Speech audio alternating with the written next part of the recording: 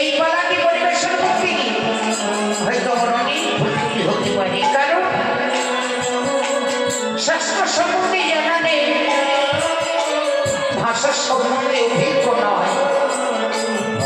তবে শুনেছি সাধুগুরু বৈষ্ণবের মুখে ভক্ত কৃপা নাকি বড় কৃপা, ভক্ত কৃপা হল অসাধুকে সাধন করাইয়া,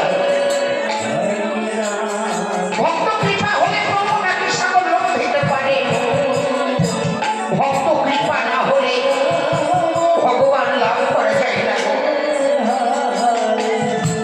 আবার ভক্ত না থাকলে ভগবানের প্রকাশ হতো না। সব অপরাধের ক্ষমা আছে, ভক্ত অপরাধের ক্ষমা নেই। তাই ভগবানের চরণ পাওয়ার আসে ভক্ত চরণ ধরি মাথায় নিয়ে শুরু করছি নামের মাধ্যমে লীলা। সাগরপাড়া মুর্শিদাবাদ থেকে আগত শ্রী শ্রী রামকৃষ্ণ সারদা সম্প্রদায়